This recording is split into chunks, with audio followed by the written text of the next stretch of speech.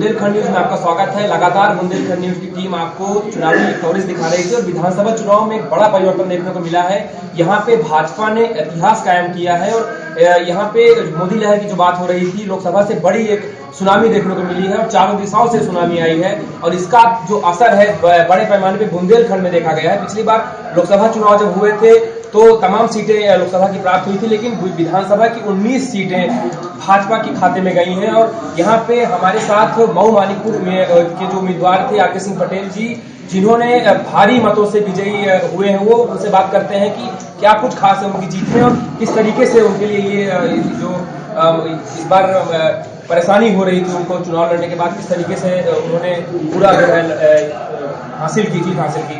Sir पहले तो स्वागत है आपका। ये बताइए कि कैसे खास रही आपके लिए ये जीत, क्योंकि जब आपको टिकट प्राप्त हुआ तो उसके बाद से कुछ देखा जा रहा था कि लोगों में भी मायूसी थी एक तरीके की कि कैंडिडेट इस तरीके का चुनाव हुआ। इसके बाद आज आप जीत गए हैं भारी मेहनत के बाद, किस तरीके से महसूस कर रहे हैं? ये सबसे पहले तो यहाँ के समस्त कार्यकर्ताओं को, यहाँ के आम जनमानस को और पार्टी के हमारे कार्यकर्ता पदाधिकारी सबको हार्दिक बधाई देता हूँ और धन्यवाद देता हूँ कि उनकी मेहनत और भारतीय जनता पार्टी के जो हमारा नेतृत्व है उनकी लहर, मोदी जी के नाम की लहर और यहाँ का जो हमारा संगठन था, यहाँ की जो हमारे नेतृत्व था, जो जिले का नेतृत्व, तो उस नेतृत्व की अगुवाई में चुनाव लड़ा गया है, उन्होंने चुनाव को जीता है।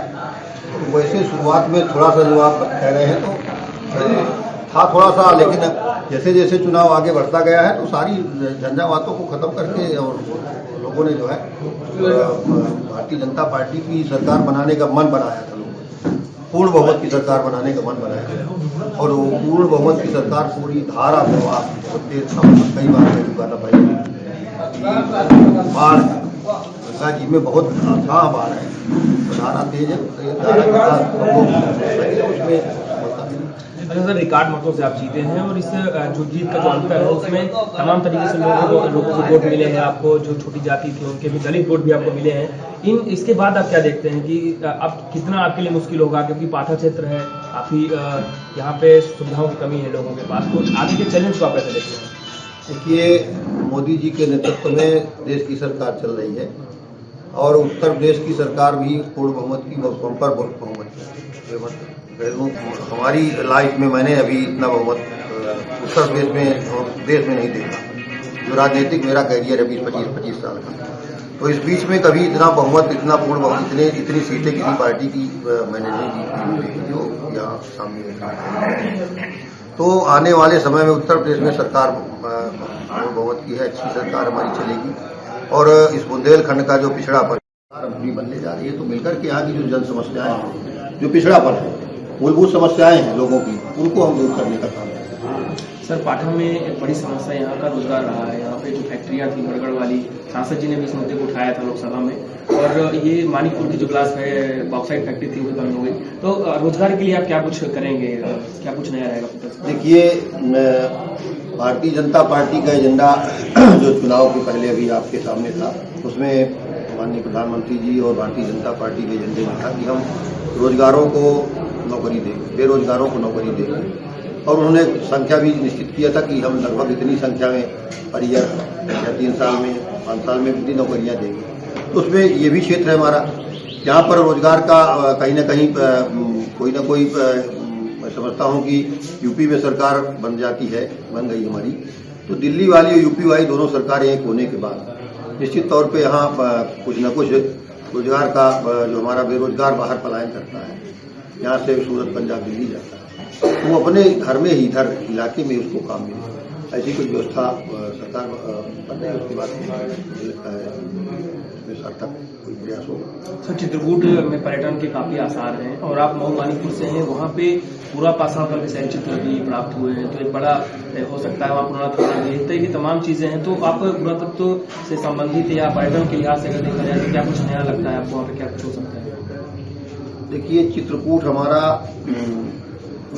हम पुनः कई बार मैं कह चुका हूँ कि खजुराहो जैसा पर्यटक हमारा नहीं होना चाहिए। खजुराहो जैसा पर्यटक चित्रकूट नहीं होना। चित्रकूट हमारा धार्मिक आस्था का केंद्र है। यहाँ भगवान राम 11 साल रहे और भगवान राम यहाँ तपस्या करने आए। ये तपोभूमि है, चित्रकूट तपोभूमि है, ऋषि मुनियों की तपोभूमि है। यहाँ गुफाएं, कंदराएं, जिनमें ऋषि मुनि साधना करते रहे, तपस्या करते रहे, वो चित्रकूट है।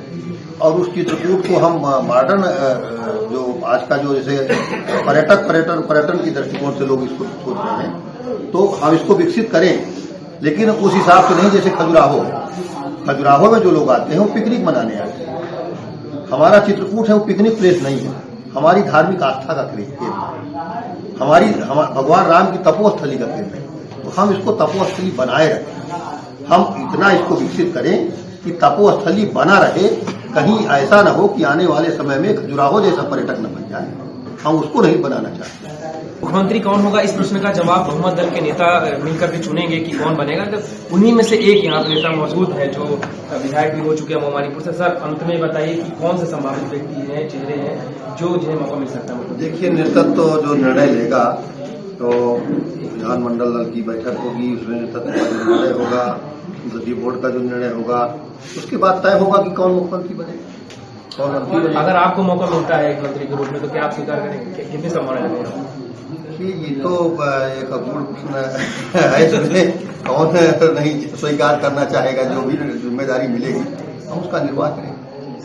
तो धन्यवाद। तो यहाँ पे हमारे साथ दो ऐसे चेहरे हैं पाठा के, बुंदेलखंड के, जिन्होंने एक के बाद एक अपने संघर्षों से बताया जनता को कि किस तरीके से उनका साथ मिलेगा तो आप विकास के रास्ते पहुंच सकते हैं। और दोनों का यही कहना है कि आने वाले दिनों में मोदी जी के नेतृत्व में तमाम विकास के वादे पूरे किए जाएंगे, चाहे वो पाठा हो, चाहे वो बुंदेलखंड हो। तमाम वो मूलभूत सुविधाएं जनता को उपलब्ध कराई जाएंगी जिनसे पिछले कई दशक तक लोगों को प्राप्त नहीं हो सकी थी। लगातार आप बने रहिए। बुंदेलखंड न्यूज की टीम लगातार चुनावी कवरेज के साथ आप लोगों के साथ है और मैं बुंदेलखंड न्यूज के लिए अनुज हनुमान।